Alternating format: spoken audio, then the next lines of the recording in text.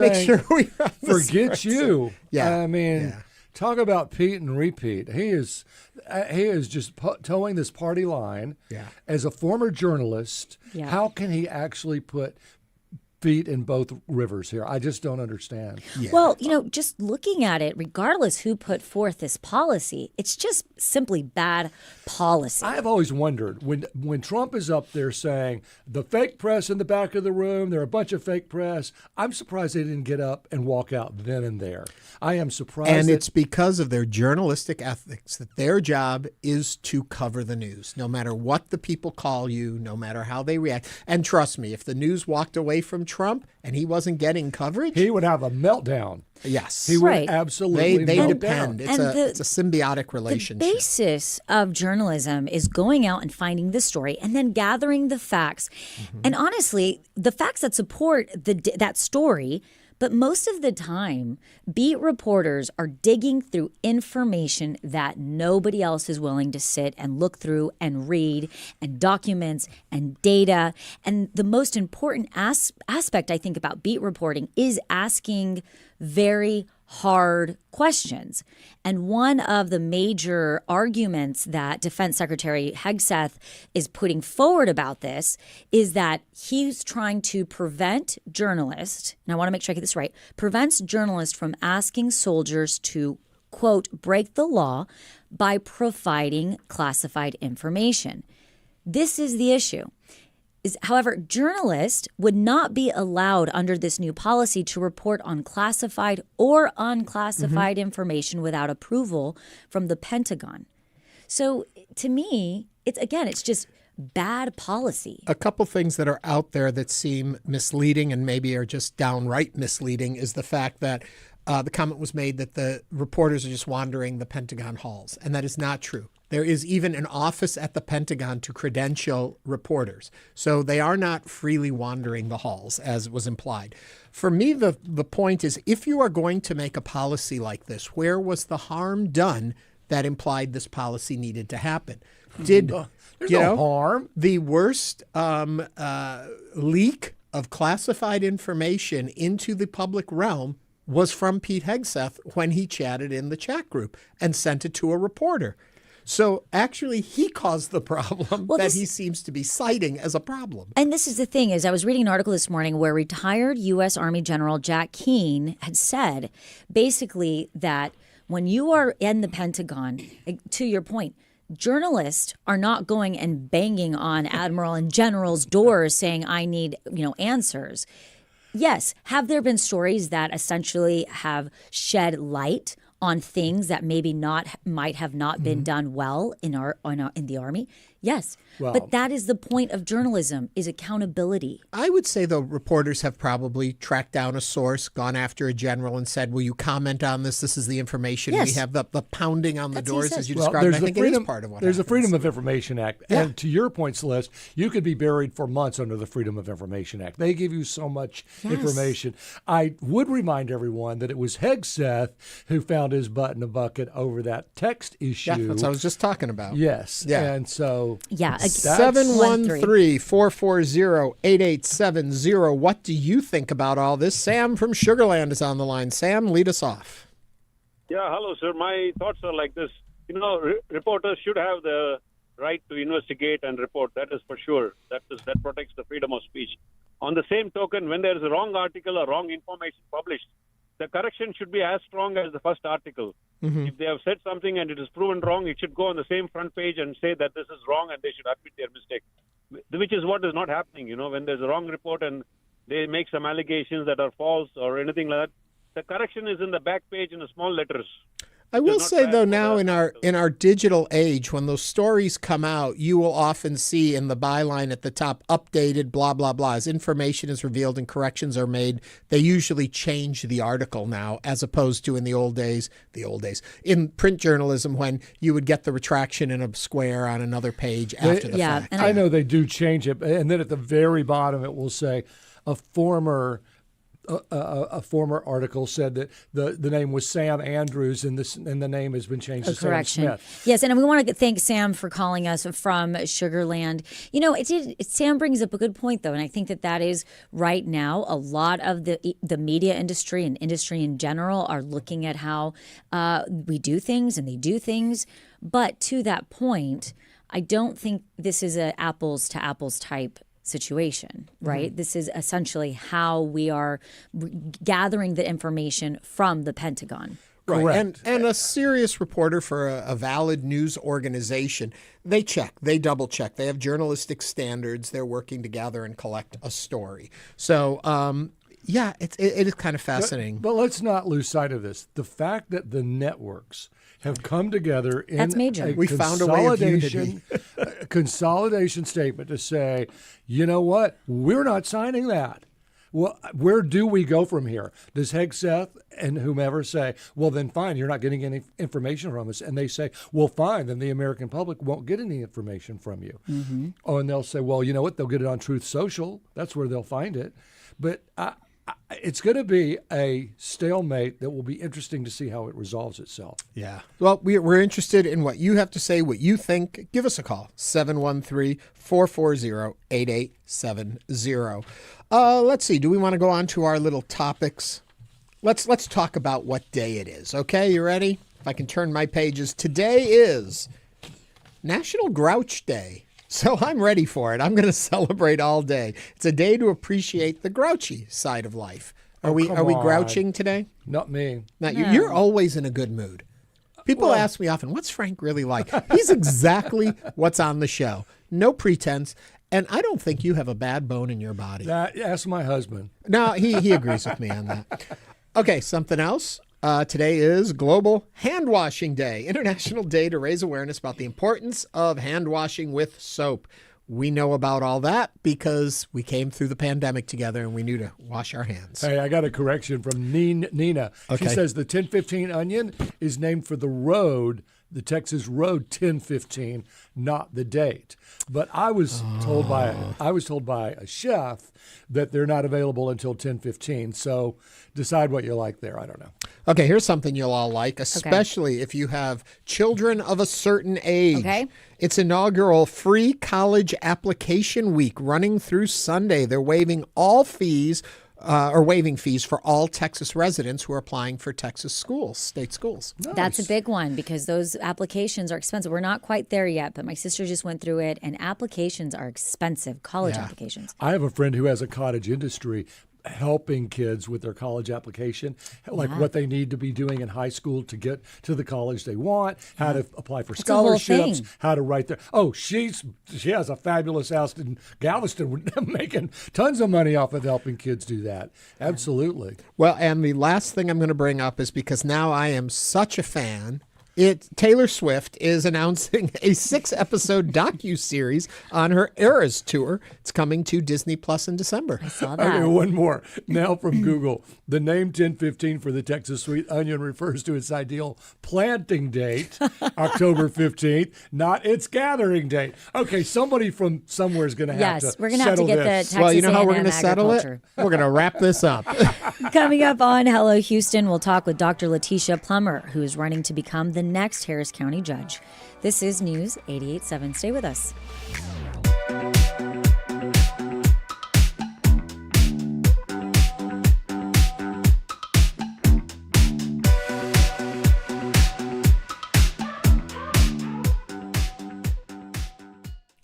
Thank you for listening to Hello Houston. I am Celeste Diaz-Sherman, and today we have a double match. And here's the deal. Right now, this is your opportunity to double the impact for trusted independent journalism on Houston Public Media. Your gift of $200 becomes $400, even $5 a month becomes $10 a month for an entire year.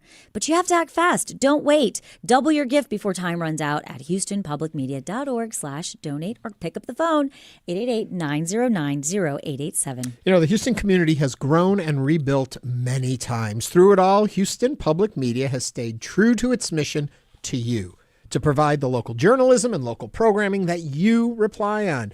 Your support right now helps us continue serving that mission. So support us today and double that impact at houstonpublicmedia.org/donate or call us 888-909-0887. Listen, we understand politics moves fast, and we see it every day on Hello Houston.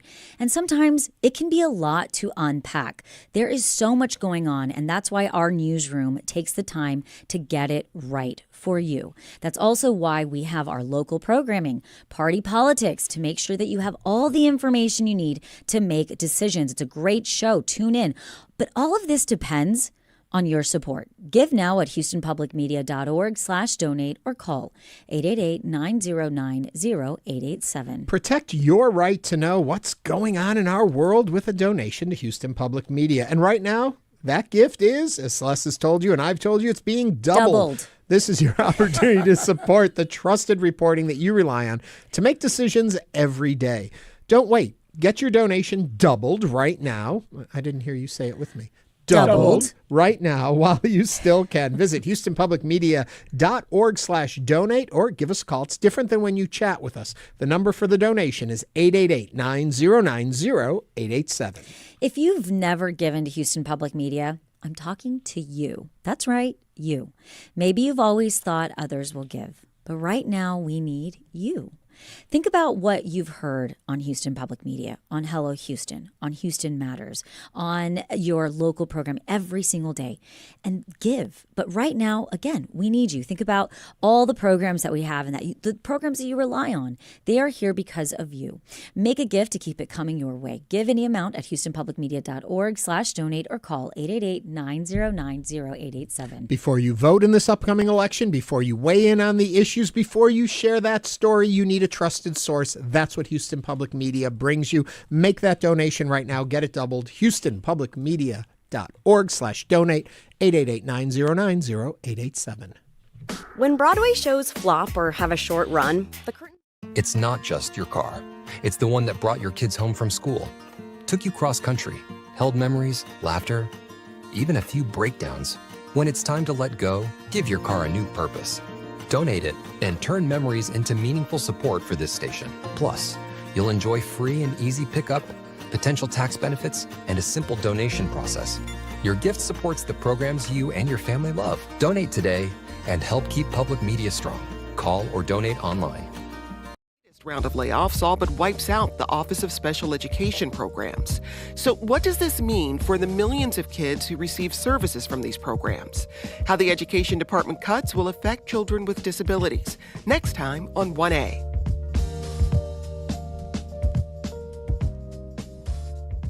1A, it's coming up this afternoon at 2 o'clock. You're listening to Hello Houston, where the voices, issues, and ideas that shape our city come together.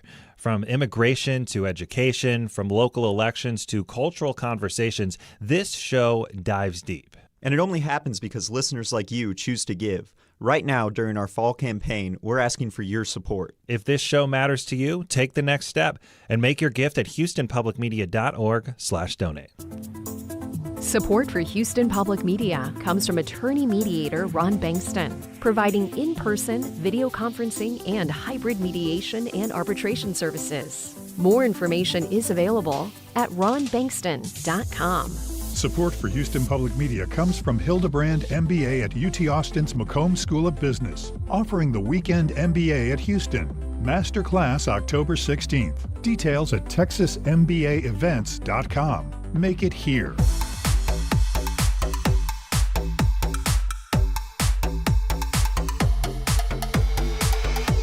And now back to Hello Houston. To comment on any of today's topics, call 713-440-8870 or email us at talk@hellohouston.org. Now back to Ernie Manous, Celeste Diaz-Sherman, and Frank Billingsley. In July, Houston City Council member Letitia Plummer announced she's running for Harris County Judge, entering a Democratic primary that includes a former mayor. She launched her campaign by stressing the urgency of infrastructure investment and a strategy to pull greater resources from Austin and Washington. Here now to talk about her vision, her priorities, and why she's chosen this moment to run is Letitia Plummer. Dr. Plummer, welcome to Hello Houston. Thank you so much. It's a pleasure to be here. If you'd like to join the conversation, if you have questions and just want to chime in, you can call or text us 713-440-8870. I was going to start off with a question, but I think Frank summed it up best a minute ago. Why do you want to get into this? Are you just looking for trouble? I love this. I love this work. I'm a dentist as for a trade. I pull teeth for a living. Right. So this is not any harder than that. Pulling teeth in politics is so simple. So the same thing. It's I use anesthetic. And in politics, we don't always. To take the question a little more seriously, it's a very crowded race here, and there's some names that are very recognizable in the race. Your thought process saying this is something that's worth my time to get into and that I do have an opportunity to win. Is that part of it? Absolutely. And so first of all, I think that my superpower is not that I'm a career politician. I think it is because I'm a regular citizen raising 3 boys, a small business owner, and I've been able to serve on council with 2 very different mayors.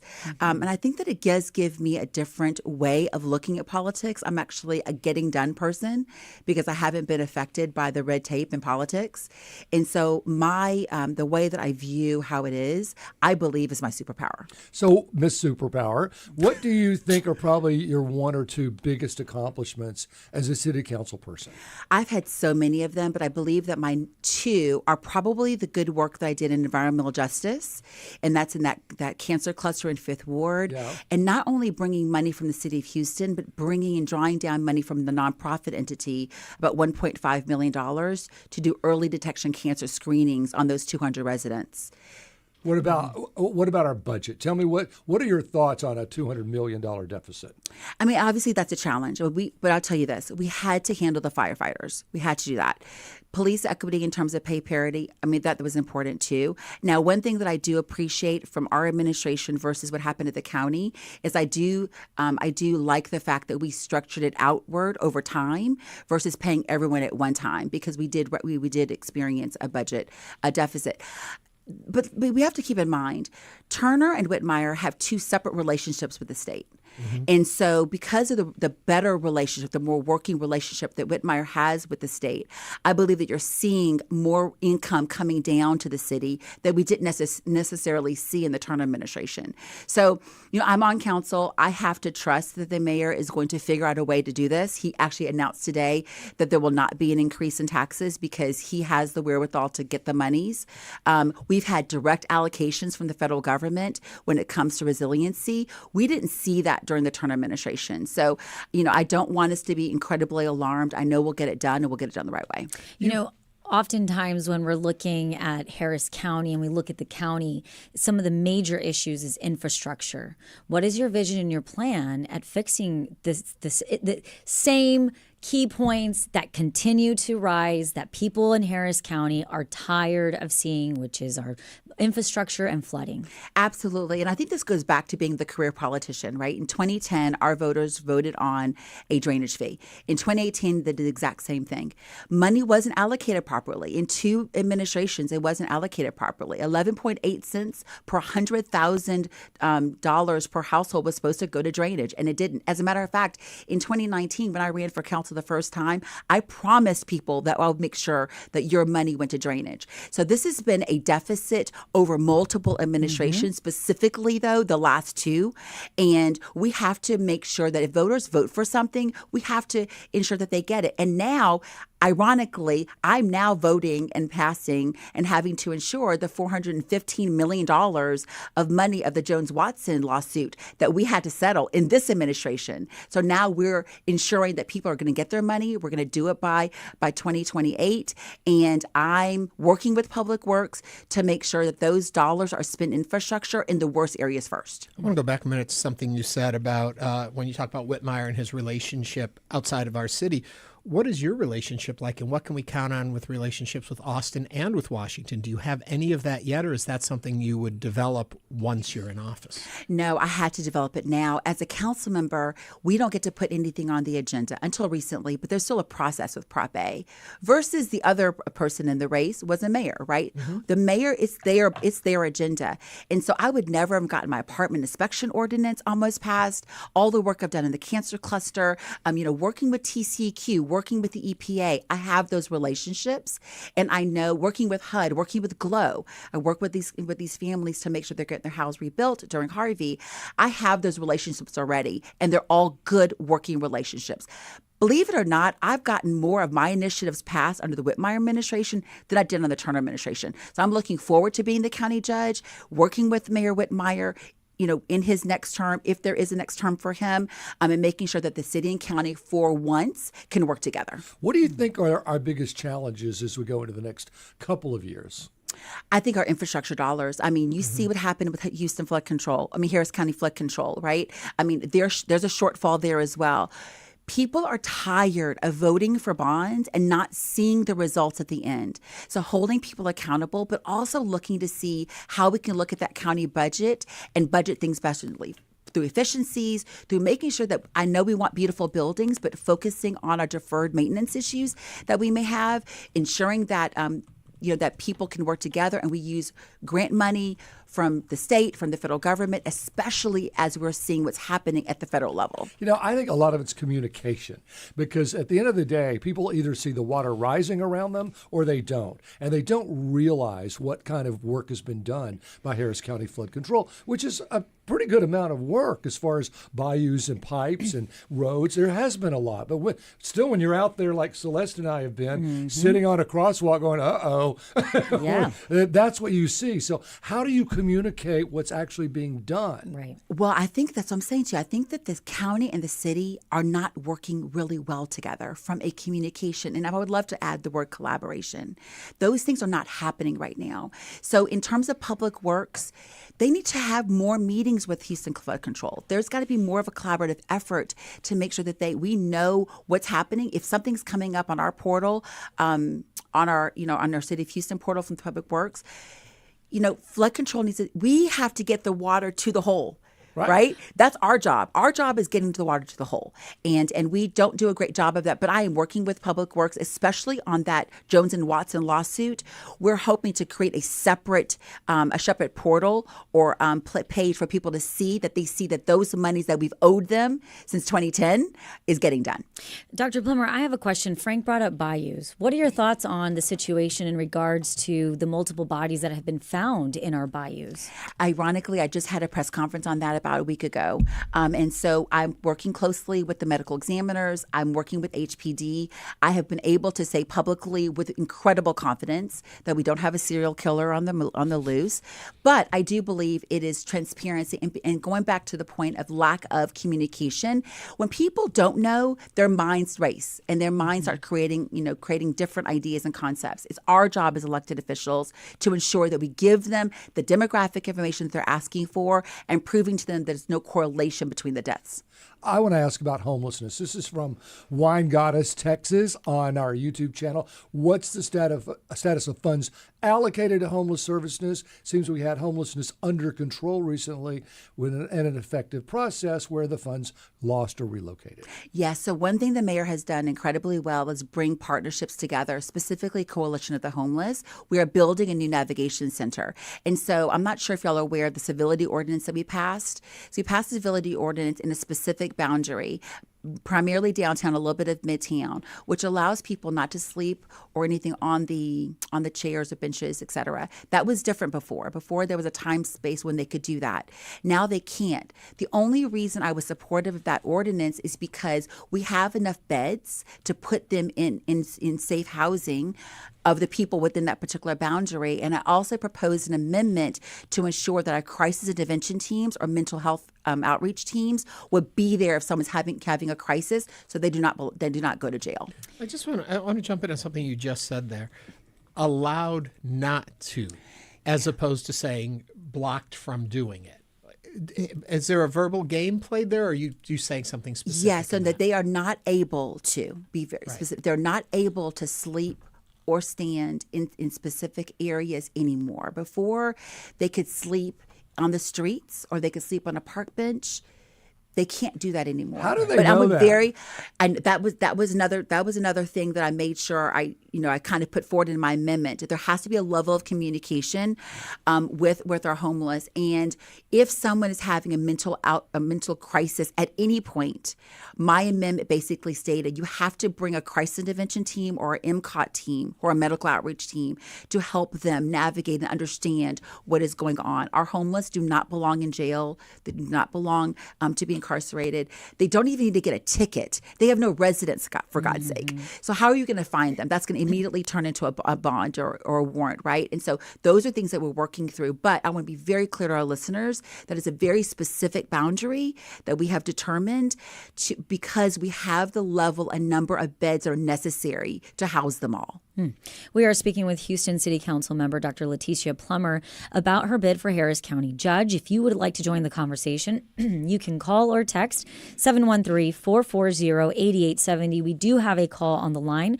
Peter from Northside. Peter, welcome to Hello Houston. What is your comment or question for Dr. Plummer? Thank you very much. So with the creosote plumes in our soil, Dr. Plummer, and as you know, creosote is dumped into unlined pits from Southern Pacific, and it's a carcinogen. I know you're testing for cancer, but my question is there anything in the works or that you would put in the works as county judge to actually remedy to get that actually creosote out of the soil so it's not sickening anyone else in Kashmir Gardens or Houston's Fifth Ward? No, that's a great question. And so we have been working with the EPA now for about 3 years. The EPA finally did some soil testing within a specific boundary of about 200 homes. And those homes the soil testing has been completed. We are also working with UP to ensure that the vapors are actually capped. Creosote, the consistency of creosote gets heavier over time. So it sinks down into the ground. So what we're worried right now is the vapors that are coming out. And what the EPA, and I'm giving you air quotes, I'm not sure if you can see me, it's not toxic enough. And so we have to work with Harris County Environmental. We have to make sure that the funding is there and holding UP accountable to mitigate any of the issues or challenges. But at the same time, we have to ensure that community gets the health care that they need. And as you know, that community is incredibly uninsured and doesn't have any early detection and doesn't have the access to health care that's necessary to allow them to get through the process. And let me say this too. Please. And I'm also currently working with on a community benefits agreement with that particular community because UP must be a fair partner in that community. I want to circle back to your priorities if you become the judge, and not just what are your priorities, but what are the solutions you have for it. I think a lot of people run and point out the problems we have. This is wrong. This doesn't work. But how do you fix them? So give me a couple of your priorities and what your plan is to implement change or solution. Absolutely. Collaboration is everything. What we're seeing at the federal level, we are seeing a huge decrease I'm just going to talk about public health for a moment. We're seeing a huge cut in our public health grants, immunization specifically. Shared services could be an option. Do we need a health department in the city? Do we need a health department at the county? Can we come together on that? The libraries, do we need separate library entities? The Parks and Recreation, the mayor already is sharing opportunities with Commissioner Briones in the parks. Those are huge cuts that can be made, but also ensuring that our city of Houston has, our residents are missing services. Cuts on the county level or cuts on the city level? It would be if we can share services, it would benefit both. Because both of us are in a bind financially, right? The infrastructure piece, easy to do. Just more collaboration between, Houston Public Works. Let me say, there are 34 cities in the county, right? So this is not, I keep on referring to Houston because it's the largest city, but there are 34 cities in this county. So meeting with every single one of them, actually taking the seat on HGAC, like sitting in the chair and listening to our other partners. I sat on HGAC and that seat remained open the entire time. We have to know what our other partners are also dealing with. Looking at public safety, root causes. I'm doing that with my apartment inspection reform ordinance. Why do we have crime? It's because social issues are not dealt with. People don't have jobs. We have no workforce development. Those are the quick, easy things that we can do. So how do you bring more jobs into the area? How do you fix that as county judge? Let's just use one particular example. Metro has a $1.2 million apprentice program that is probably going to lose because of ARPA funds. Those are jobs that are created for mechanics at Metro. We need to fund that. That's just one quick thing that we could do right now. Okay, we got 30 seconds left. What's the elevator pitch? Why do I vote for you? forever, since the 1950s, the big issue has been jobs and justice. That's it. It's super easy. My grandfather desegregated the Harris County cafeteria in the 1950s. I'm bringing back jobs and justice to Harris County. Good enough. Thank you for being here on Hello Houston. Yes, Houston City Council member Dr. Letitia Plummer is running for Harris County Judge. Dr. Plummer, thank you for joining us on Hello Houston. Thank you for having me. It's been a joy. Coming up, we'll discuss Sober October with Dr. Sherma Morton, National Medical Director at Eleanor Health. Stay with us as Hello Houston continues.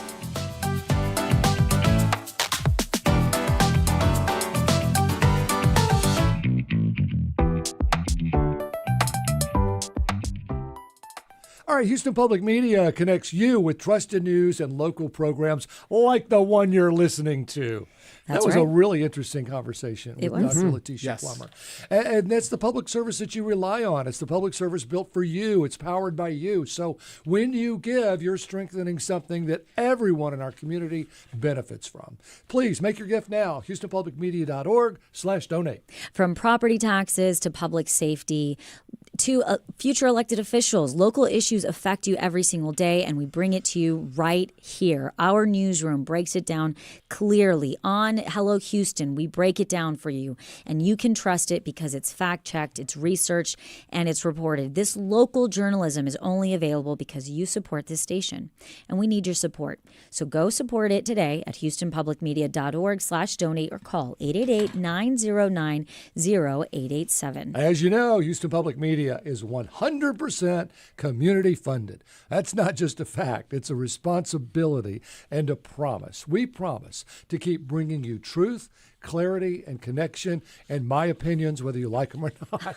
We're asking you to stand with us, that we've never needed you more. So please give now at HoustonPublicMedia.org/donate or call us at 888-909-0887. So here's the deal. Right now is your opportunity to make a double impact. Woohoo! That's right.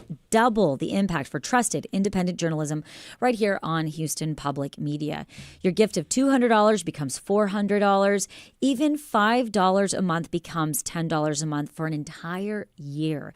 But you have to act fast. Don't wait. This is not going on forever. It's happening right now. Double your gift before time runs out at HoustonPublicMedia.org/donate or call 888-909-0887. You know, our newsroom is always on. It's scanning city council agendas, fact-checking claims, calling sources before sunrise. I'm not sure they always like that. No, they don't. We call them anyway. But we do it. I know. We do it for you because you deserve the truth. The only reason that the newsroom exists is you. Support it now at HoustonPublicMedia.org/donate or give us a call, 888-909-0887. If you believe deeply in public media's role in keeping our community informed and connected and have the capacity to give more, please consider a leadership gift of about $5,000 or more, and your gift supports our local programs and welcomes you into our Affinity Council. So go, give now at HoustonPublicMedia.org/donate or pick up that phone, 888-909-0887, and thank you for your donation. Houston Matters is your essential daily guide. With federal funding cuts, Houston Public Media has lost $2.2 million annually. In response, we have launched the Resiliency Fund, an urgent initiative to protect the programs and services you rely on. That includes PBS Kids, that provides free educational programming to children and families across Greater Houston. Your support of the Resiliency Fund helps keep this vital service accessible to our community. Give now at HoustonPublicMedia.org/donate. In this economy, most tenants are not willing to make those long-term commitments right now, like a 3 or 5 or 10-year lease, because they just don't know what the future holds. I'm Kimberly Adams, the business of business logistics. Next time on Marketplace.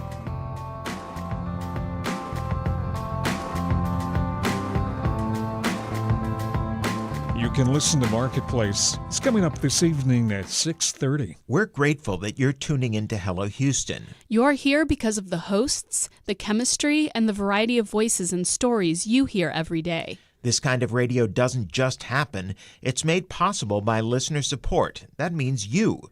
Help keep the conversation going. Now is the time to give at HoustonPublicMedia.org/donate. Tonight on Houston Public Media TV 8, it's the night of new nature and science. At 7, Nature presents Dracula's Hidden Kingdom. At 8, Nova presents the series Human. At 9, Secrets of the Dead. Tonight on TV 8 or stream on the PBS app. Support comes from Classical Theater Company, opening their 18th season with Sophocles, iconic Greek play, Electra, and the story of her struggles with grief and thirst for revenge after her father's murder. Through October 18th. Tickets at classicaltheater.org. And now back to Hello Houston. Call now, 713-440-8870, or email us at talk@hellohouston.org to get your comment in on today's topics. Here's Ernie Manous, Celeste Diaz Sherman, and Frank Billingsley. Many of us have heard of dry January, where some people stop drinking alcohol for the month. Coming out of the holidays, which is typically a very social time of year. But have you heard of Sober October? This is a global challenge to give up alcohol for 31 days. And the term originated in the United Kingdom to bring awareness to cancer. And it's now picking up traction right here in the U.S. And staying sober for a whole month might sound like not that big of a deal, but it is much harder than one might think. How do you actually avoid the temptation of drinking when you're out in your social real world? And joining us now to tell us more is Dr. Sherma Morton, National Medical Director at Eleanor Health. Dr. Morton, welcome to Hello Houston. Thank you. Hello, Houston. It's great to be here. And if you would like to join the conversation, if you have a question or you're curious about something, you can text us or call 713-440-8870. And so, Dr. Sherma, just right off, Dr. Morton, what is the goal of Sober October? Why do you think it's an important movement to just take a pause? Well, you said it great. I couldn't have said it even better. It's basically taking that mindful pause, taking 31 days without alcohol, without substances, just to see. It's not punishment. It's more of self-reflection. You want to take a chance to check in on yourself.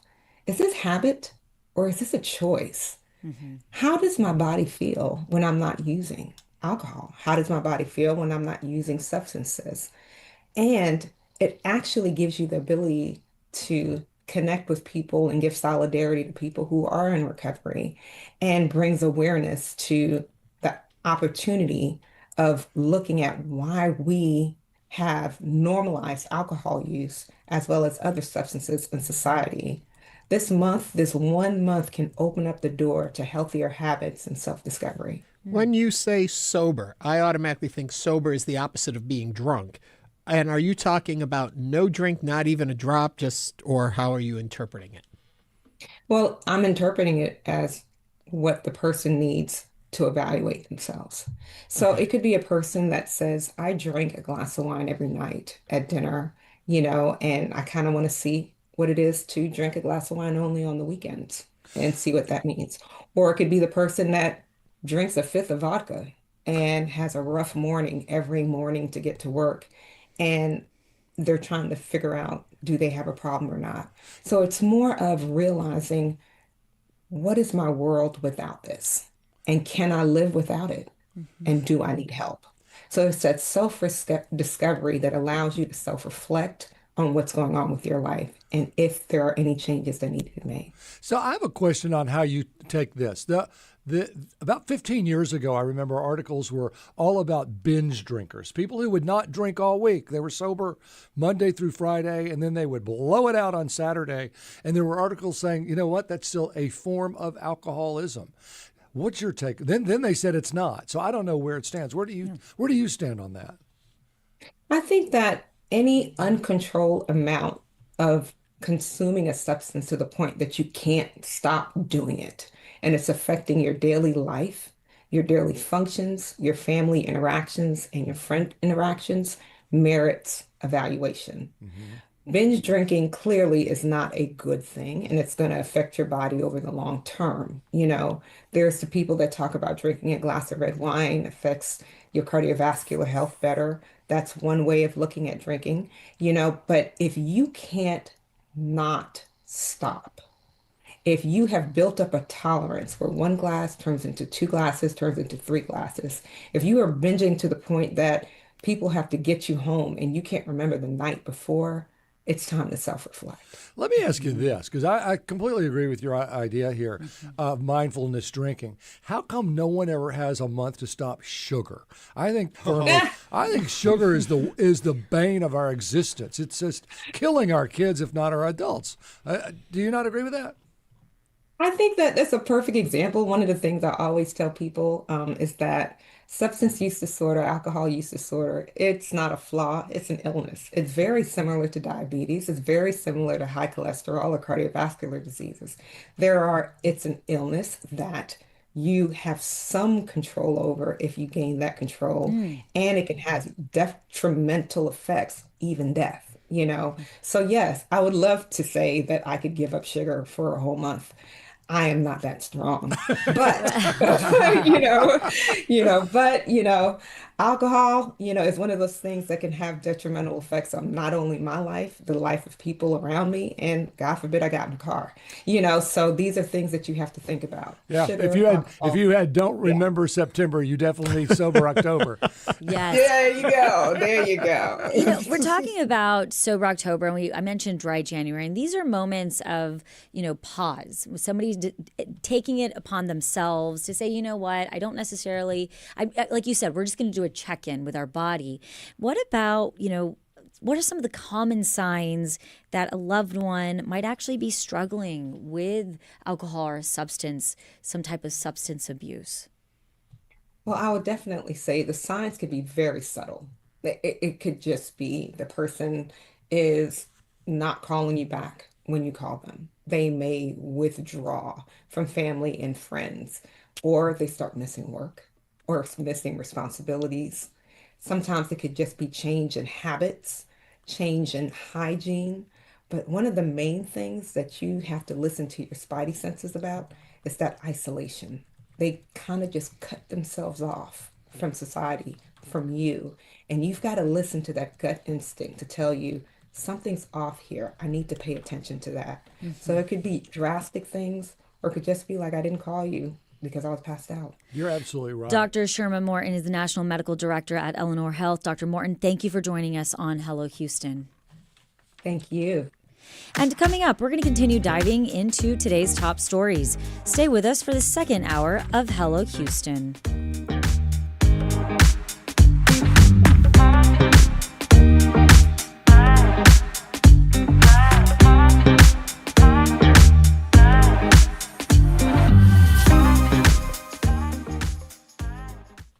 We've got a special opportunity happening right now, and it is a big deal.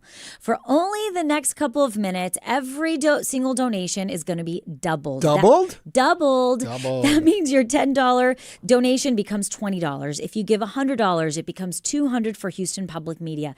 It's simple, and it has a huge impact. But whatever amount you give, it will go twice as far to support fact-based news and programs you count on every single day. But this chance won't last long. Don't wait. Give now at houstonpublicmedia.org/donate or call 888-909-0887. The nice thing about the double is that you don't have to do anything more. You give what you were planning to give, and then we are fortunate enough that it gets doubled. And Houston Public Media has always stayed true to its mission of bringing you independent local journalism and local programs that matter to you. Your support ensures we can continue to do that for you and for all Houston, especially now that we are fully funded by who? By you. Yes, support the station you rely on at houstonpublicmedia.org/donate or call 888-909-0887. From property taxes to public safety, local issues affect you every single day. Our newsroom breaks it down clearly. You can trust it because it's fact-checked and it's researched and it's then reported to you. This local journalism is only available because you support this station. Support it today at houstonpublicmedia.org/donate or call 888-909-0887. Right now, your investment to Houston Public Media is doubled. When you give $10 a month, it becomes $20 a month for an entire year. A $200 gift turns into $400. Protecting your access to reliable information. This is your chance to make double the impact. But remember, it's only for a limited time. So give right now at houstonpublicmedia.org/donate or call 888-909-0887. Houston Public Media is 100% community funded. That's not just a fact, it's a responsibility and it's a promise. We promise to keep bringing you truth, clarity, and connection. And we're asking you to stand with us. We've never needed you more. Give now at HoustonPublicMedia.org/donate or call 888-909-0887. Don't forget, right now your gift is doubled, but only for a short time. Protect your ability to stay informed. Give at HoustonPublicMedia.org/donate or give us a call, 888-909-0887. Stay tuned. There's more Hello Houston on the way with Ernie Manous, Celestia Sherman, and Frank Billingsley. For the latest in local news, subscribe to the Hello Houston daily newsletter at HoustonPublicMedia.org. Hello Houston is a production of Houston Public Media. The opinions expressed by the guests of this program are solely their own and do not represent the views of management, staff, or underwriters of Houston Public Media. This is News 88.7. Support comes from the 2025-2026 In-Print Brown Reading Series, featuring Adam Johnson, Pulitzer Prize winner of The Orphaned Master Son, reading from his new novel, The Wayfinder, Wednesday, October 15th. More at inprint.org. We'll get up to about 87 this afternoon. Clear tonight, a low 68. It's 81. This is your NPR station, KUHF, Houston. News 88.7, a service of the University of Houston. Live from NPR News, I'm Lakshmi Singh. A federal judge in San Francisco will consider whether to pause the Trump administration's mass layoffs of federal workers during the government shutdown. NPR's Andrea Hsu reports today's hearing comes as the administration says layoff notices so far have gone out to some 4,000 people, with more to come. Unions representing federal employees have asked the court to halt the layoffs already underway and to stop federal agencies from issuing new layoff notices. They argue that the Trump administration has overstepped its authority in telling agencies to carry out the reductions in force or RIFs amid the shutdown. The Trump administration argues the court lacks jurisdiction to hear the case, and that such matters ought to be taken to the federal agency set up by Congress to hear challenges to RIFs. Meanwhile, President Trump continues to blame Democrats for the shutdown and says it's an opportunity for him to end, quote, Democrat programs, those he never wanted and will probably never allow back. Andrea Hsu, NPR News. The United Nations Development Program says reconstructing Gaza after the war could take more than a decade and $70 billion. NPR's Anas Baba reports from Gaza City, crews are beginning an initial cleanup of debris. 10 bulldozers have begun clearing rubble from key roads to allow residents to return and move freely. Gaza City Mayor Yahya al-Sarraj announced the start of a major cleanup and recovery effort, financed by Qatar. He said the municipality has a clear three-phase plan. The first will take 6 months, the second up to 3 years, and the third, which is full reconstruction, may take a decade. Damage is estimated to over $2 billion in Gaza City alone. But the challenges are enormous. Most heavy machinery in Gaza is destroyed. Cement and spare parts are urgently needed. And vast amounts of debris still block the streets. For now, he says just opening a few main roads will take 2 weeks. Anas Baba, NPR News, Gaza City. The fate of a key provision of the 1965 Voting Rights Act now rests with the U.S. Supreme Court. The justices heard arguments today in a Louisiana case over whether states should draw electoral districts that favor minority voters. Big banks are earning some big profits. NPR's Scott Horsley with details. Bank of America and Morgan Stanley both reported better than expected quarterly profits, fueled in part by robust deal-making fees. B of A helped two big railroads couple up this summer, while Morgan Stanley helped brew the coffee merger combining Keurig Dr. Pepper and Peet's. The solid results echo the profit reports from other big banks earlier this week. And this was the day we were supposed to get an inflation report for September. That report's been pushed back until next Friday, though, as a result of the government shutdown. Scott Horsley, NPR News, Washington. This is NPR News. Live from News 88.7 in Houston, I'm Alexandra Hart. A United Airlines flight attendant says she was fired after she publicly criticized Houston ISD Superintendent Mike Miles while off duty in the airline's lounge earlier this year. Jenny McDavid told the school board last week she was fired shortly after posting a video of the incident on social media. News 88.7's Bianca Seward has more. McDavid is appealing her termination. She alleges Miles and Nikki Esch, his now deputy chief of staff who was with him at the time of the encounter, filed complaints with United Airlines over the altercation, which McDavid recorded. He's doing a disservice to students here in HISD. Here's McDavid at Thursday's board meeting. Days later, after they researched where I worked, they filed a complaint with my employer and urged them to address the issue with appropriate consequences for your employee. HISD said in a statement Miles was, quote, verbally accosted by McDavid, and added, personnel decisions made by United Airlines are matters between the airline and their employees. McDavid worked as a flight attendant for 35 years. United Airlines declined to comment. I'm Bianca Seward, News 88.7. There are still questions about a threat from Governor Abbott to remove political messages on Texas roads. In Houston, the rainbow crosswalks in the Montrose area have been a hot topic. Abbott said if it's not removed, some local funding could be lost. In response, Houston Metro says they will remove it. Nancy Sims is a University of Houston political science professor. She says it's unclear what qualifies as a political message. The governor is attacking the rainbow crosswalks, but there are many roadside murals and varieties of representations along roads, the crosses that are set up on the highway between Houston and Austin. So does everything now fall into that category? Harris County Attorney Christian Menifee has threatened to sue the state over Abbott's action. The cost of both owning and renting a home went down in the Houston metro region, according to the latest statistics from the Houston area of realtors. The data suggests that around 39% of Houstonians could afford to buy a home. That's up about 2% compared to last year. I'm Alexandra Hart, News 88.7. Support for NPR comes from NPR stations.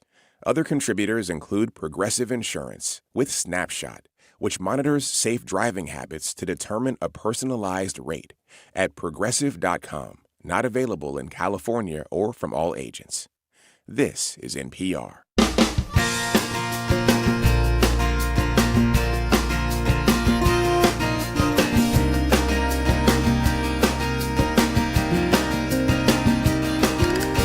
Live from Houston Public Media and News 88.7, it's Hello Houston, an open forum on today's biggest stories affecting Houston and beyond.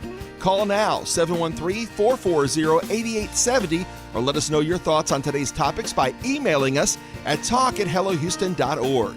And now, Hello Houston with Ernie Manous, Celestia Sherman, and Frank Billingsley. Welcome back to the second hour of Hello Houston. It is Wednesday, October 15th. I keep thinking about that police song about the ghost in the machine, because we have been having technical issues on today's show. I stole the camera. If you're watching now, I've got my headphones, my old-fashioned headphones back on my head because I was having trouble with my earpiece that I usually listen. And I hear I pulled focus from you two during the last interview trying to fix it. So I apologize there. But now I'm wearing these things silly on the top of my head. That's okay. We had a YouTube comment. What did it say? Well, from Wine Goddess, who says she hears nothing but the anti-alcohol side on all of the HPM shows, and the information that they present is never challenged. And I said, well, you're going to be hard-pressed to find a pro-health side of alcohol. And she says she'll send some information. There are pro sides to alcohol. I'm not sure that they are pro-health sides to alcohol. I've challenged some of the doctors we've had on and said, what about red wine for the heart and that sort of thing you hear about? And they say, nope. Yeah, those studies are turning out to have not been that accurate, as they found out. But you know what? I mean, we still have communion on Sundays, and there's wine involved, so there must be something to it. Well, they're very small amounts. Well, that's what I'm saying. That's my point. Maybe a small, ounce no matter a day what, keeps the doctor away. I don't know. If there's anything that you use in excess, it's always nice to take a moment back from that and see who you are outside of that. That's why I brought up that's sugar. The sugar, yes. Sugar is the bane of our existence. Mm-hmm. I'm convinced. Well, other things that we're going to be talking about. This is totally off script again. Here we go. I've got a question for you. Frank didn't know that. That explains it. So a friend of mine works at an organization, and a new employee started on Monday. First day at work. On Tuesday, they called in and said this job, they weren't going to keep it. They were out. Have you ever taken a job and quit within a day? And I'm wondering, if you did, what could possibly have made you evaluate the job that quickly that you felt, I mean, you had to go in for the interview for it. You had to know what the job was. You filled out an application. You must have read a job description. What could be in it that in a single day you would say, I'm out? You wouldn't give it any test, any trial? More physical labor than you expected, maybe? Maybe. I just thought that was kind of fascinating. I would think, I could see after a week. Maybe your ex works 3 cubicles over. Well, yeah. You didn't know that? Never thought about that. There could be some personal reason. I'm curious. Give us a call. Let us know if you've ever taken a job and within the first day knew, no, I'm out of here. No. And quit without giving it a couple days, trying it. I actually have done that with a college course. Well, I did take a college course, and I sat through one lecture. I said, you know what? This is not the course for me. I've never heard of one day. Right. That's the part. I've heard of a week, a couple days. I've heard of a week. Yeah. You know, you give it 2 weeks. I've never even heard that. I mean, most people I know at least stick with a job for 6 months. And then my British computer guy says, I tried being a server, didn't even make it a day. And I think that falls back into your... like a waiter, waitress job, a server job? Yeah, and I think that falls back to the physical labor of it. I remember interviewing in college for a job at Steak and Ale. Remember Steak and Ale? Oh, yeah. And they said, well, have you ever been a waiter? I said, no, but I've eaten out a lot, so I know what to expect from one.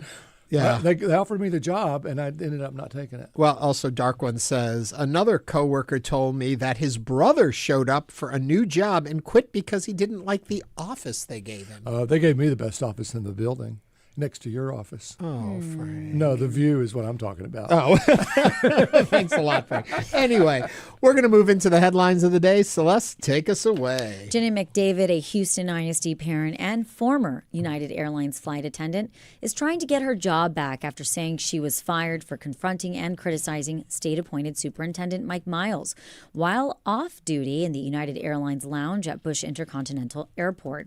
McDavid filmed the encounter, which happened on April 9th, and then shared it to social media. She alleges shortly after local news outlets reported on the altercation, Miles and his now Deputy Chief of Staff, Nikki Esch, who McDavid says was with Miles during the incident, filed a complaint with United Airlines urging them to fire McDavid. McDavid says, I think the news coverage is kind of what irked Esch and Miles and prompted them to file a complaint. McDavid told Houston Public Media because they didn't file their complaint until the following Monday. During the minute-and-a-half video in which neither McDavid nor Miles can be seen, McDavid can be heard telling Miles, quote, you need to get the hell out of town, and calling Miles a disgrace to Houston ISD. That video has gone viral. United Airlines terminated McDavid in May. The airline declined to comment. McDavid added that she believes her termination is a violation of her free speech rights under the First Amendment to the U.S. Constitution.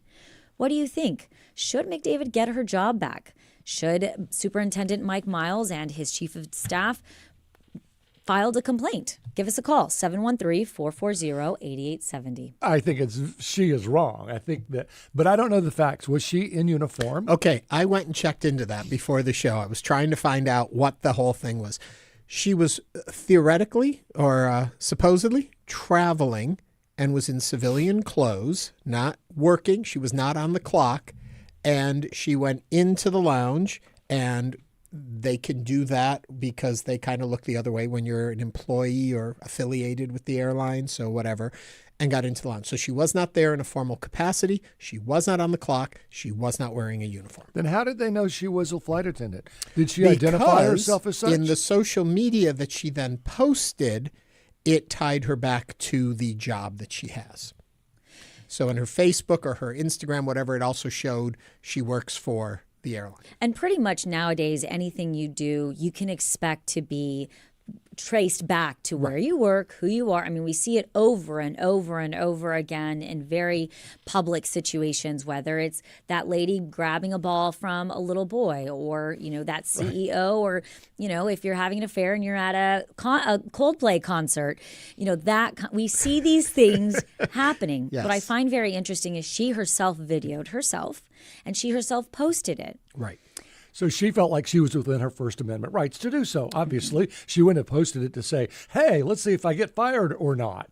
She did it because she wanted to make a statement, and she felt like she was protected by the United States Constitution, which the U.S. Constitution is for the courtroom and for maybe public avenues. Right. It is a right-to-work state we live in. You can be terminated for anything, but there are unions that do exist, even though it's a right-to-work state, that then fight to keep the U.S. Constitution doesn't apply to your workplace. No. It never has. And so to think, well, I can say anything I want anytime, that isn't true. And that's why I asked, was she in uniform? Right. But then she did tie herself back to her job. That was my big sticking point. How was she presenting herself? If she was on the clock, in uniform, that's a whole different thing, because, and we want to hear what you think. 713-440-8870. And she videotaped it. Right. So she wanted a record of, I'm going to confront this person, and I want a record of it. I'm not sure why. Why do you want a record of this? My thought is that, if any of us were traveling, and sometimes we put ourselves out there, how would we feel if people came up to us, if we were traveling and started, getting in our face or telling us things, posting it? What I'm saying is I think there's a social contract that we have lost, where there's a lack of respect for people in their private time. Superintendent Miles wasn't out at a school. He wasn't out, doing some type of press. He was not out in a public area. He was in a private lounge, sitting there, minding his own business, regardless what you think of who he is or what he's done for the school district. There are other people in the lounge that are sitting there that are just traveling. I just don't think that is the right place to confront somebody. I agree. And it may not have been the right place. I also think that Superintendent Miles and, his chief of staff or his person, they filed a complaint, and they're in the right to file a complaint saying, hey, listen, she was not working, but she was in the area of her work. Mm-hmm. I mean, that to me is... That's like me confronting. It's like me coming into the office and confronting somebody that I disagree with. How would you have felt if it's the school board meeting and when it's open time for people to give comments, she had come in and said the exact same thing?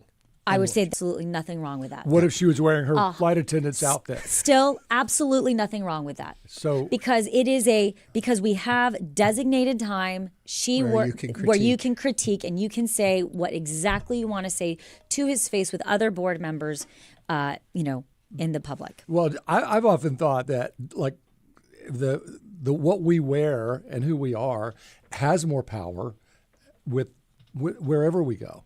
And so if she goes to a board meeting in her flight attendant's outfit, I think she risks, if she looks like she's representing United Airlines, then she's crossing the line that they may in their employee handbook says you cannot do that. Yeah. 713-440-8870. We did get a text or a YouTube comment. Dark One Joy says, if you're a public servant, you should not be that thin-skinned. I believe they're probably talking about Superintendent Mike Miles.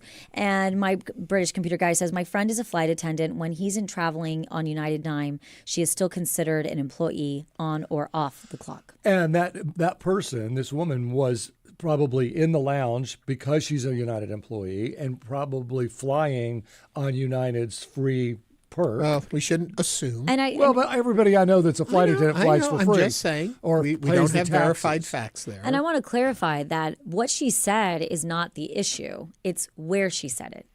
And I think that, to me, is the issue, is that absolutely it is her right to be able to criticize and how she said it. A public, absolutely it is her right to do that. But, we have a call. 713-440-8870. Brooke from Wendell Park. Brooke, what's on your mind? Yeah, I just want to clarify that she was not in uniform at the time of the confrontation. And for Superintendent Miles to find out her employer, he had to go looking for that. And so, I mean, that shows to me that like he was extremely aggressive in his response to, you know, her being upset.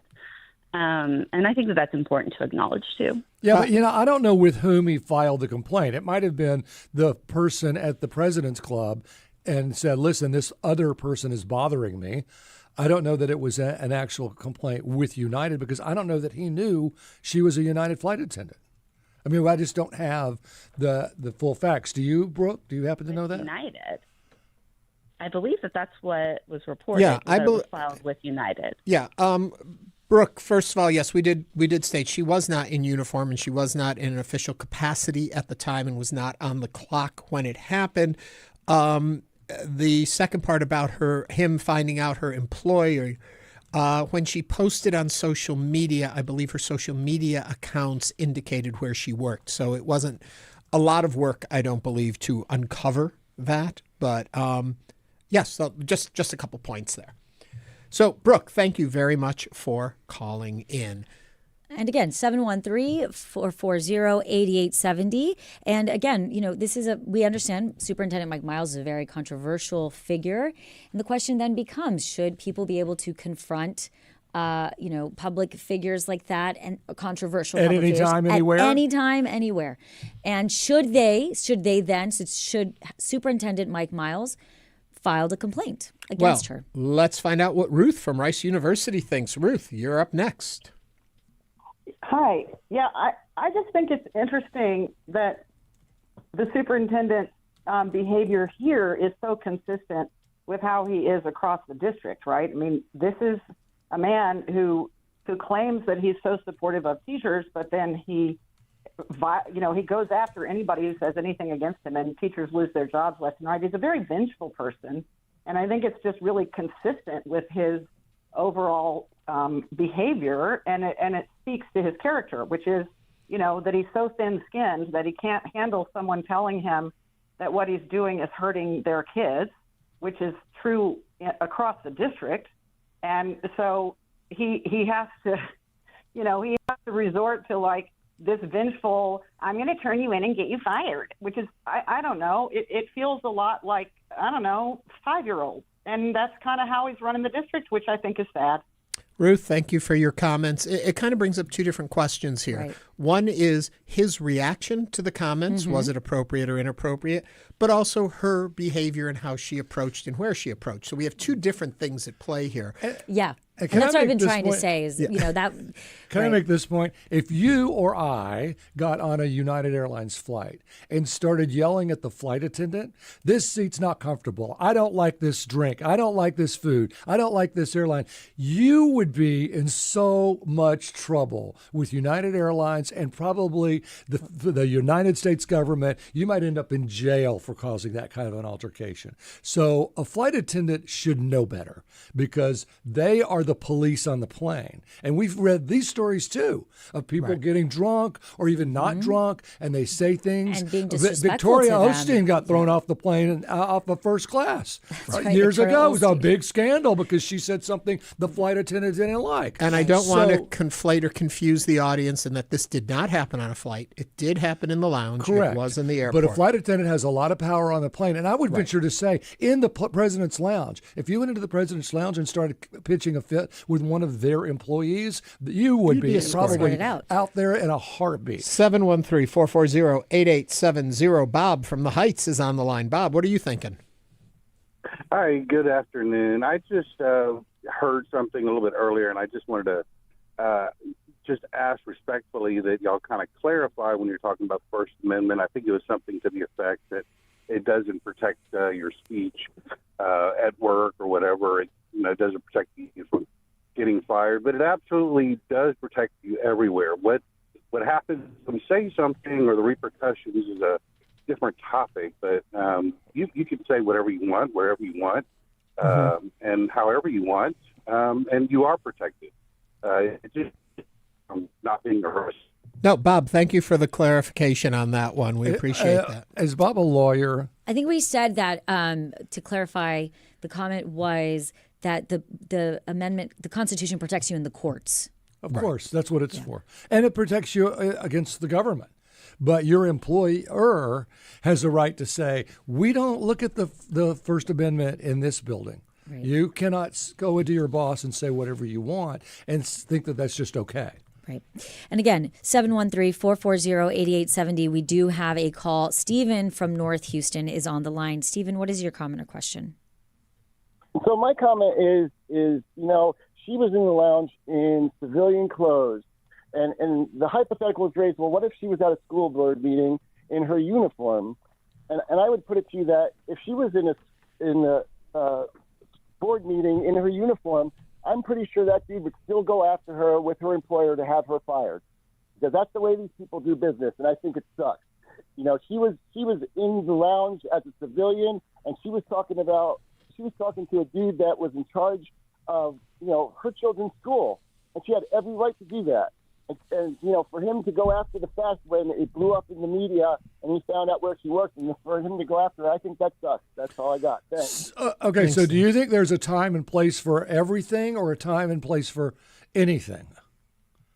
Well, from what I understand, if I see somebody who's putting my child through it, wherever I see them, I'm going to let them have it. I'm going to let them know. And you're going to record it and put it on social media? Considering the circumstances of how that takeover went down and how shady that's been so far, yeah, I sure would. Right. I feel like doing so. Fair enough. Thank you for that. I want to jump just in here quickly, and just for point of reference, the First Amendment says, Congress shall make no laws respecting an establishment of religion or prohibiting the free exercise thereof, or abridging the freedom of speech or of the press, or the right of the people peaceably to assemble and to petition the government for a redress of grievances. Right. Congress shall not. Make it doesn't laws. say United Airlines shall not. It says Congress shall not. It protects us. It's a huge difference. No, it protects it does us. not protect you, Ernie. It protects you from Congress making that kind of a law, not United Airlines making that kind of a law. But also in Texas, as we've stated, it's a right to work state. They can terminate you for any issue that they want. They do not have to. Other states don't abide by that. True, but Texas I don't know does. what that has to do with freedom of speech. Well, okay. And Let's again, go back 713-440-8870. I do think that the question then becomes is, on our YouTube, my computer British guy says, sounds like the flight attendant, you can say what you want, but you need to expect that there will likely be consequences. Right. And the question then becomes is that there perhaps wouldn't have been a consequence if Superintendent Miles had not filed a complaint. And so the question then becomes, should he have filed that complaint? I don't know what the complaint was exactly. Maybe it was get your people to pipe down, or I would like an apology, right? Or I want that person fired for what she said to me. I don't know what the complaint was. And again, 713-440-8870. We do have another. Celeste from Rosenberg is on the line. Celeste, welcome to Hello Houston. Yes, good afternoon. So my comment is that if the flight attendant, she was that passionate about it or upset, why not follow the proper protocol and go to the school board meeting and file your complaint or lobby your complaint there? I don't agree that you have the right to just confront somebody 24 hours a day. Oh, I see him in Kohl's or Sephora. Let me go and give him a piece of my mind. Why don't you follow the proper procedure? And she is still technically in the workplace. She's in the lounge. That's like going into the break room and confronting someone. People pay a lot of money to have access to the lounge, and I'm sure, I'm guessing, I don't know for certain, but I'm sure most, people who consider themselves VIPs or important people, they're in there for a reason. They don't want to sit on the carpet and attacked, by random folks. So let me pay a little money for a little extra, privacy and time to myself. Yeah. All right, I fair think enough. We lost our Celeste. connection. Yeah. Let me jump in here one more time. Again, American Civil Liberties Union does say, yes, the First Amendment protects speech outside of a court or government agency as it applies to actions by the government that restrict expression. This protection is strongest in public forums like streets and parks, but the government can place reasonable restrictions on time, place, and manner of speech. And again, 713-440-8870. We do have quite a few calls coming through. We'll try to get all of them in. Arnim from Houston is on the line. Arnim, welcome to Hello Houston. Arnon, are you there? Arnim? Okay, let's go to Jana from Deer Park. Jana, what's on your mind? Well, I just want to say that the flight attendant's comments were issue-oriented. Frank referred to drunken behavior on an airline. Well, it's not drunken behavior. It's not anything like that. She was addressing an issue that was of critical importance to her as a parent of a student in HISD. And that same concern is widespread. She is an outspoken person. You have to allow freedom for outspoken people to speak. Not all of us are shy and retiring and don't want to say anything to power.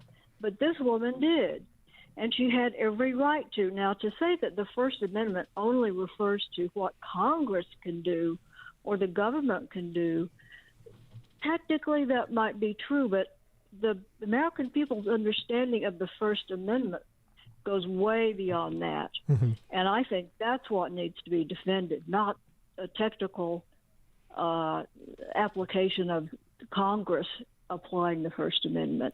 Jenna, thank you very much for that. Yeah, well, yes. United Airlines doesn't have to obey the First Amendment, just like Houston Public Media doesn't. And again, 713-440-8870. We appreciate all of the calls. And coming up, we're going to talk with City Controller Chris Hollins. He is in the building. We'll be back after this break.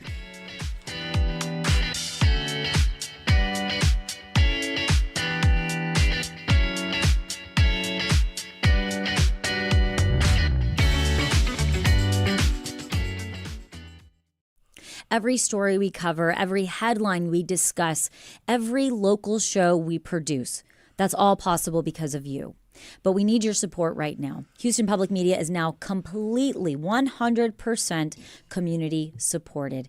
That's different for us, and that's why we are turning to you. Make your gift and support the station that you rely on at houstonpublicmedia.org/donate or call 888-909-0887. Houston Public Media was built with you in mind. Everything we do, everything we report on is because of you. Our local programs dig deep into issues that you want to know about. So please give now at houstonpublicmedia.org/donate. And we love hearing from listeners. And you just heard multiple people calling in about the headlines that we were discussing. I mean, clearly, Hello Houston is where Houston talks. And one donor recently shared, "Thank you for all that you do. Even with all of these new challenges and hurdles, I'm thankful Houston can count on you all." That comment is so powerful, and it's exactly why we do what we do. You can help make that happen, and you can make that impact too. Your gift supports Houston Public Media and ensures these stories keep coming.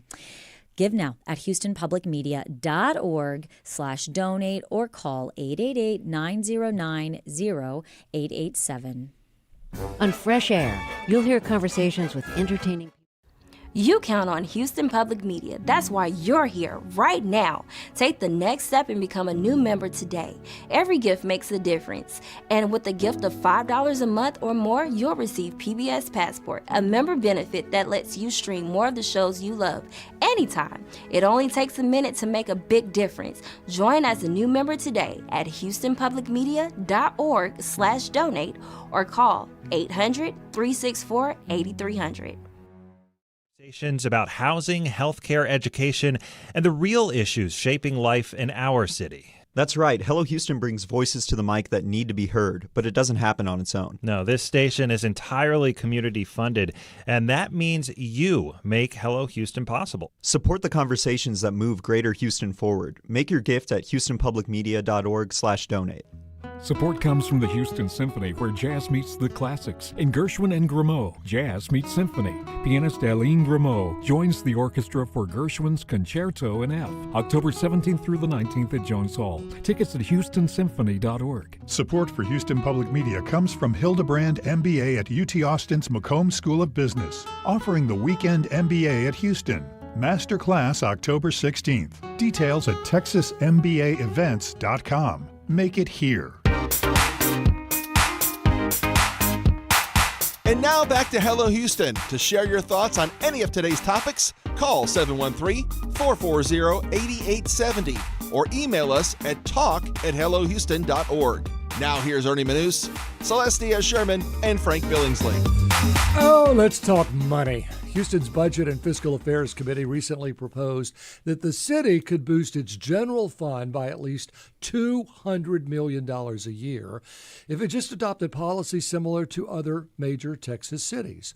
Enough changes to the property tax rate, new waste collection fees, and other ideas. And we want to walk through these proposals, what it would mean, the risks, the trade-offs, what's feasible. So we've invited Houston City Controller Chris Hollins to be with us. Well, Chris, welcome back to Hello Houston, our first guest, and now you're here again. Always a pleasure to be here. It's We're good to glad see you you're all. here. So I looked at the table. First, let's talk about the other cities. Sure. Us, Dallas. Austin, El Paso, Fort Worth, and San Antonio. So our the- lesser little brothers and sisters. Yeah, right, but the ones we think of when we think of other Texas cities, right? So what are they doing? And you can take it category by category if you need to. What are they doing that we're not? Absolutely. Well, just to back it up a little bit, as city controller, it's my job to look at the fiscal sustainability of the city. Are we going to be able to afford to continue these critical city services for years to come? And just a couple of months ago, we talked to City Council about the fact that we're going in the wrong direction with these numbers. And so they asked my office to go and look at what other cities were doing, and we came back to them a month later with a report. So let's jump into it. All of these major cities that you just named, every single one of them has a garbage fee. Every single one of them has something like an environmental or clean communities fee.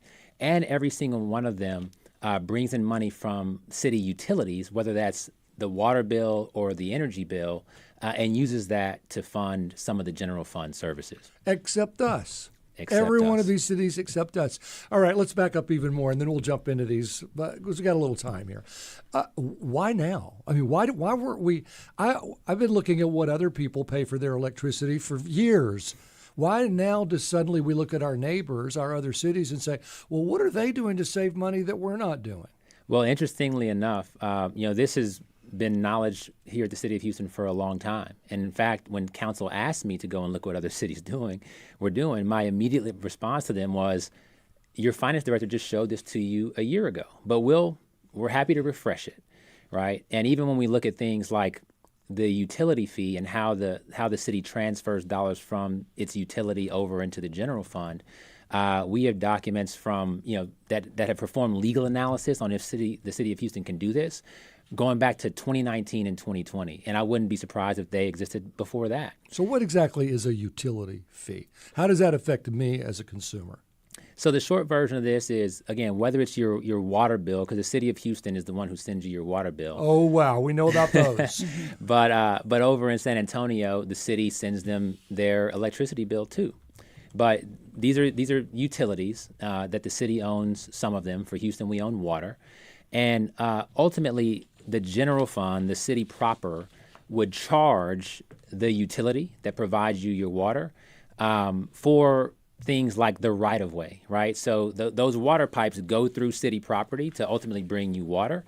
And so the city would charge, say, a rental for that, and that would bring money over to the general fund, and it would help us to pay for police and fire and parks and so many other important services. Okay, so let's take that as an example.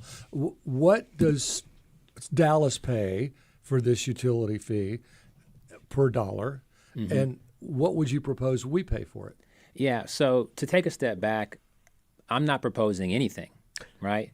What we have done is share information with City Council and the mayor, whose job it is to make these sorts of decisions and to propose city policy, to give them a set of options. So we just showed them what the rest of the world looks like, and it's up to them to propose something or put something forward. Now, so what do other cities pay? We've dug through that, and on average, the one I remember off the top of my head is the garbage fee. Other cities pay between $20 and $30 a month per person. Like per household. So our households each, the three of us, we would all pay $20. I guess extra compared to zero, right? We pay Correct. zero now. All right, so we pay $20 a month. So that's an example. The utility fee is a little different because again, we might be talking about electricity rates or water rates. However, the money that flows into the city, those are big numbers. El Paso, which is the tiniest, brings in about $25 million a year into the city coffers through that utility transfer. San Antonio brings nearly $500 million from its utility over into the city. And so there's clearly a range of options. And that could, the way that you would feel that through your water bill might be, number one, not at all if we just ran the water utility more efficiently. Or number two, if they charge you, again, it could be 5 cents more, it could be $1 more. But that would be up to city council and the mayor to determine that. Okay, you're talking about more $200 million increase coming in. And if I'm doing my math right, City of Houston residents we have is like 2.39 million, which would mean $84 per person a year more.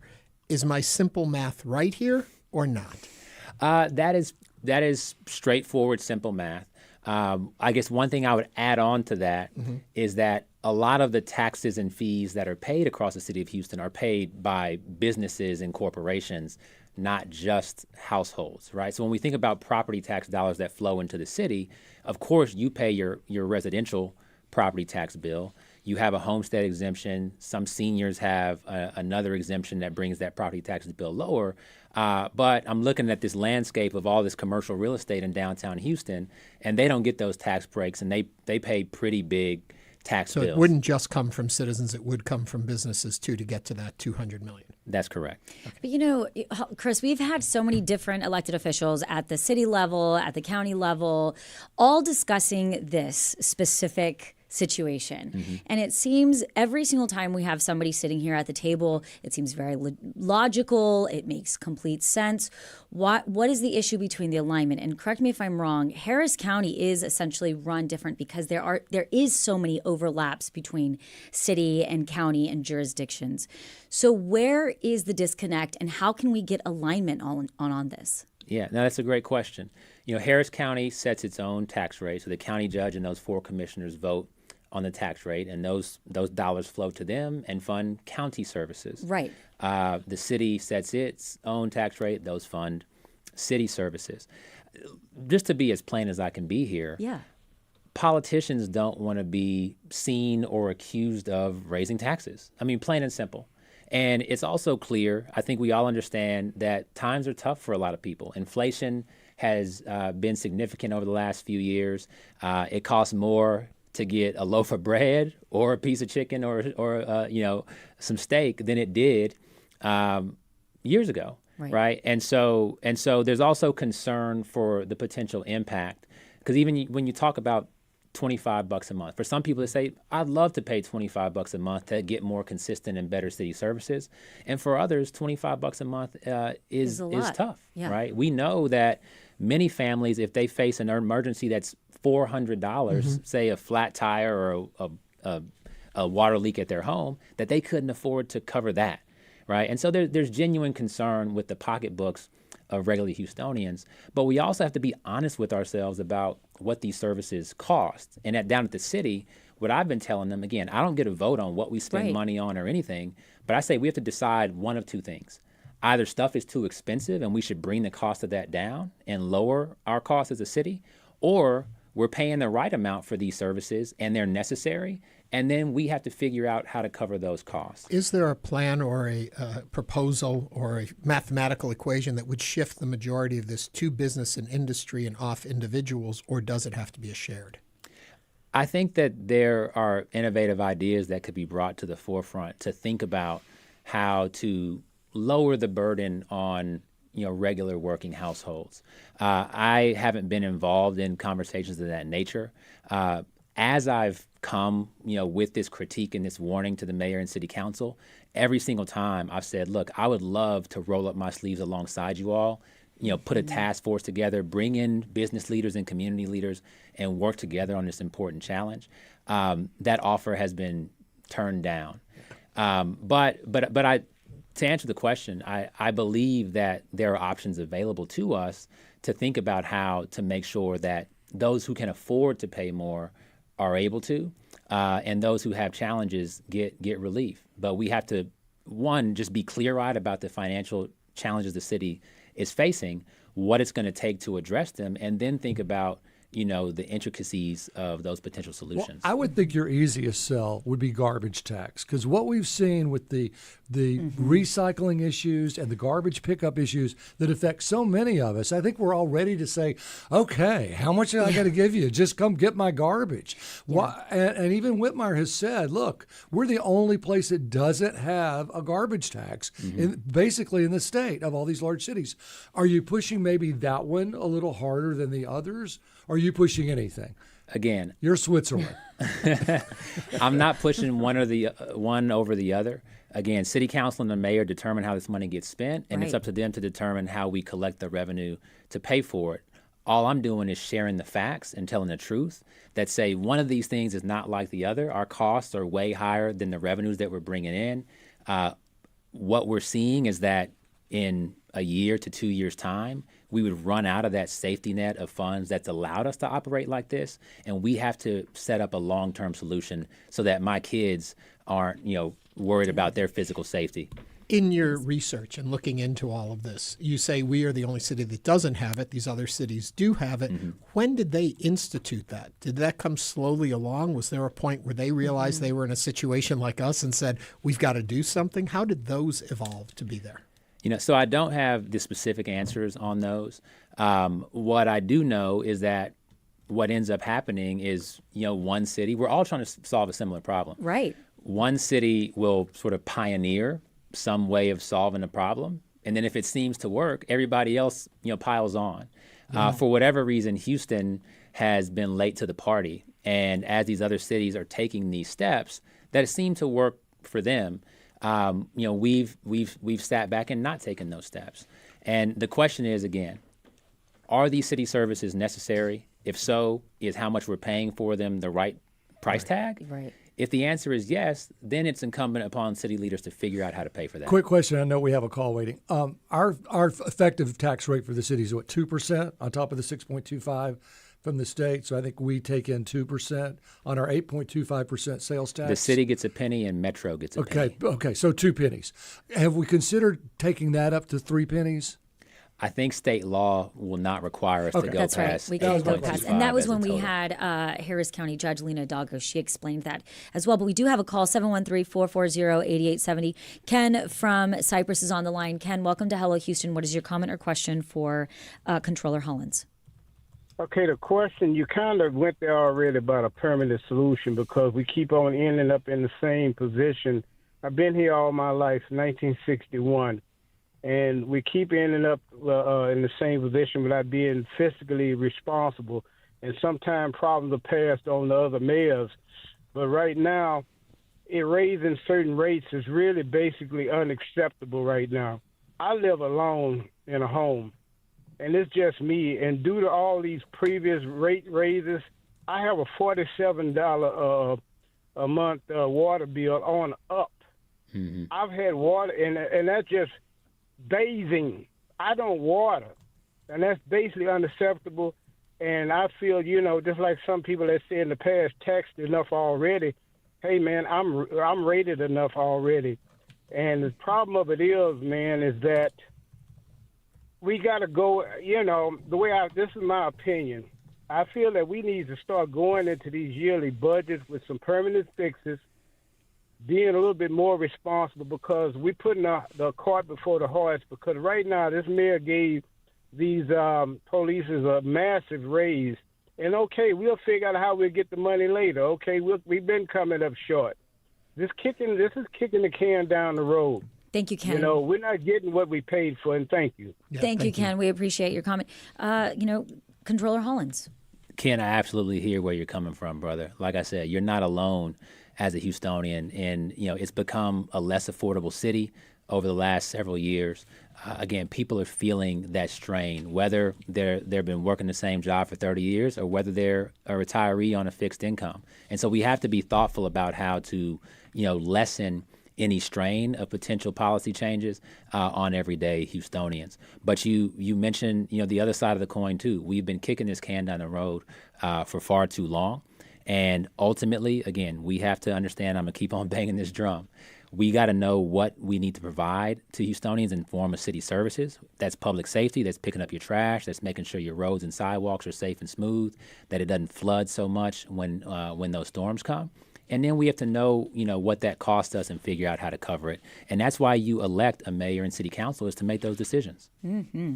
City of Houston Controller Chris Hollins, thank you for joining us today on Hello Houston. You are always welcome. Always a pleasure. Thank you. Coming up, we'll discuss a new opera being directed by Kathleen Belcher. Stay with us as Hello Houston continues.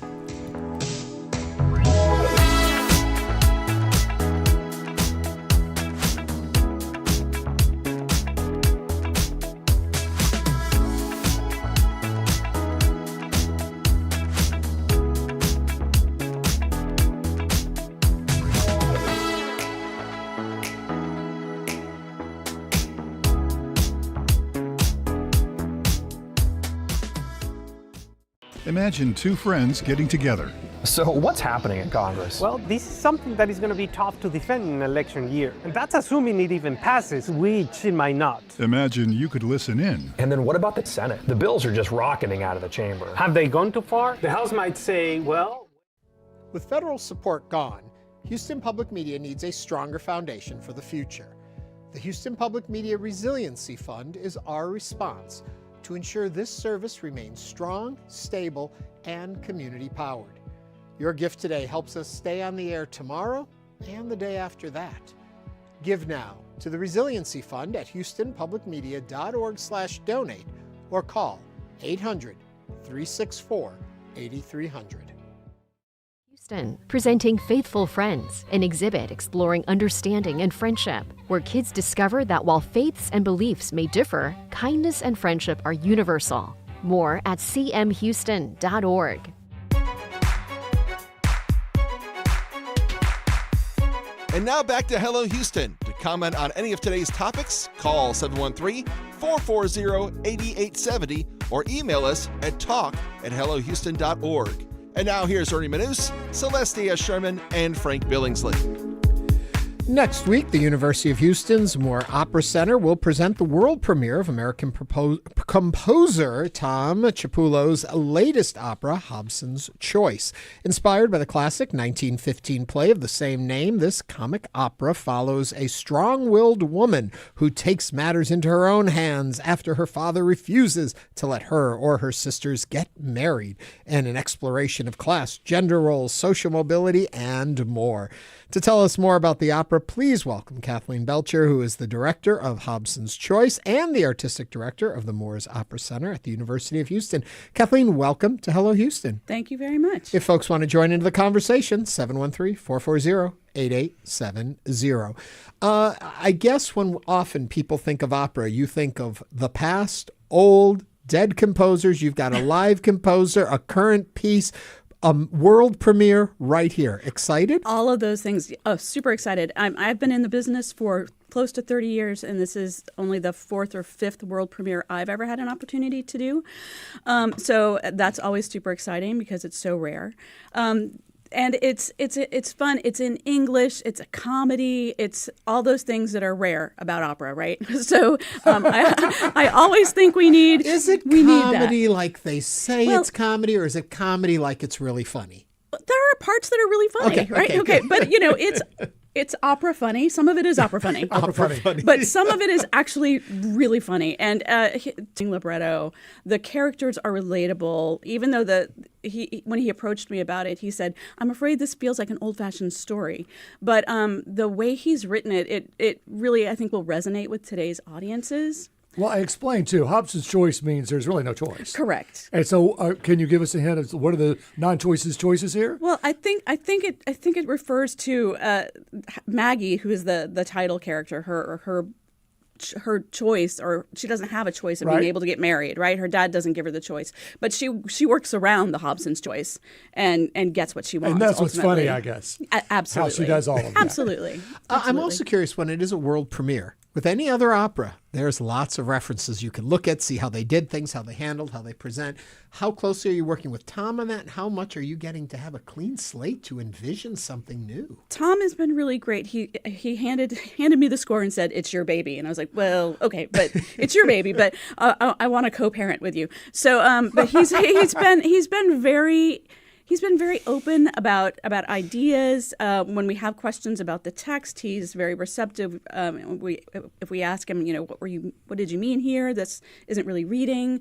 But he's been very collaborative, and I think it's been great for the students to be able to work with him too. He's been in the room with us a few times, and he's such a kind, supportive person. I think it's wonderful for them to experience that kind of relationship with a working, living composer. So staging an opera, I mean, I've been in plays before, and they're tough, but I would think staging an opera is really hard. It's just a big musical, right? Yeah, okay. I mean, it really is. It's a big musical without amplification, if you think about it that way. It does have its challenges. Is it all a cappella? Oh, well, not a cappella, but you don't use a lot of audio? No amplification at all. Oh, wow. Yeah. So they don't have the funny little microphones on their forehead? Not at all. Not at all. It's just the power of the human voice. Yeah. I just want to jump in and ask, so we don't run out of time, Sure. the significance of U of H getting a world premiere. Mm-hmm. It's big. It's huge. And I'm really excited that we were able to get this opportunity for our students for Houston. I believe the school has done a few world premieres in the past, but it's not an everyday occurrence. Mm-hmm. And it's one that I'm very passionate about new music and new opera, and I'm hoping that it's something we can continue to do throughout my tenure. But it's not something we'll be able to do every year, but it's good. Great, take advantage of it now. Come see a new opera. We're talking about students and things. Do you feel like there's still a lot of interest for young performers that want to be opera singers? Absolutely. The number of young people that I see that are interested is heartening to me, because sometimes we look out in the real world and see those ticket numbers falling. Right. And so I'm really excited to see that this next generation is really interested in opera and interested in learning more about it. How do you move this art form into the next generation? Mm-hmm. Is that a challenge you face? Because costs are so high to do the productions we think. Celeste alludes to maybe lack of younger people interest, which you said, but they're out there. How do you refine opera or encourage opera to the next generation? I don't know. I don't know, to be honest, but I think there are a lot of things that we can look at. I think finding stories that resonate with young people help. I think updating some of the old stories to make them more appealing to young people is helpful. Mm-hmm. And I think making it more affordable for people is also one of those. I think it's a barrier for young people to go. Nuts and bolts. Next week till when? It is October 23rd, 24, 25, and 26 in the evening at 7:30. The Sunday performance is a matinee at 2 o'clock. You can come and hear a talk with a composer beforehand. And I would encourage Excellent. that. Yeah. Kathleen Belcher is the director of Hobson's Choice and artistic director of the Moores Opera Center. Kathleen, thank you for joining us today on Hello Houston. Thank you so much for having me. You've got me interested. Oh, come see it. It's great. And that brings us to the end of our show. We want to thank you for watching, calling, texting, and listening to Hello Houston. We will be back tomorrow with more conversations. This is News 88.7.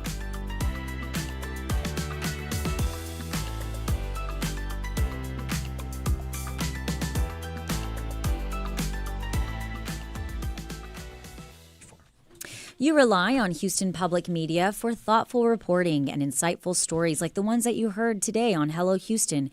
And your support is what keeps that going. We are fully supported by this community, and you are a part of our community, and by listeners like you who believe facts matter. Make your gift now at houstonpublicmedia.org/donate or call 888-909-0887. Houston Public Media is like you are. Lots of varied interests, lots lots of unique things. Think about Hello Houston today. We went from arts to finance, governance to sobriety, all while also talking about the headlines of the day. Why is it so eclectic? Because we are eclectic. We are a group of people, a beautiful melting pot that makes up this community, and you need a strong public media station that's there for you in all aspects of your life. Your funding makes that possible. You make a gift right now to Houston Public Media, and you ensure this kind of coverage can continue. How do you make that gift? Go to houstonpublicmedia.org/donate or call 888-909-0887. And you know, that's the thing, is when the floodwaters rise or the lights go out, Ernie and I and Frank and all our producers, we activate, we jump on it. We are ready to support you. And you know what? Right now, we need your support to continue providing real-time coverage, again, of those road closures, shelter information, and safety updates. We're here for you. And now it's time for you to be here for us. And if you turn on this station to get your vital information, now is the time. Give at houstonpublicmedia.org/donate or call 888-909-0887. Chris Hollins was just here. We were talking about finance and budgets and how you balance things out. And the harsh reality of it is federal funding is no longer part of our equation here. We rely on you. And so that you believe in, that you trust, that you require does take money. And so we come to you and ask you if you can. If you're a member, increase that membership. If you're not a member, just take a moment and give what you can. You can do it monthly or as a one-time gift. We appreciate your help and support. But the first part is we need to hear from you. So you can either join us online at houstonpublicmedia.org/donate or give us a call at 888-909-0887. And we also understand that right now times are tough. There is a lot of uncertainty out there. And so we want to make sure that you understand we meet you where you're at. Whatever amount you can give, we thank you for that and we appreciate it. And it goes a long way. So support us now and support houstonpublicmedia.org/donate or call 888-909-0887. Again, we're here for you, and it's time for you all to support Houston Public Media at 888-909-0887. Thanks for listening to Hello Houston. Join us every Monday through Friday from 11 a.m. to 1 p.m. to talk all things Houston. The Hello Houston production team includes Garrett Bowman, William Menjivar, Jen Altai, Todd Holslander, and Jim Kovacic. For the latest in local news, subscribe to the Hello Houston daily newsletter at houstonpublicmedia.org. Hello Houston is a production of Houston Public Media. The opinions expressed by the guests of this program are solely their own and do not represent the views of management, staff, or underwriters of Houston Public Media. This is News 88.7. Houston Public Media is licensed to the University of Houston system, governed by the UH Board of Regents. Information about open meetings, dates, times, and locations is online at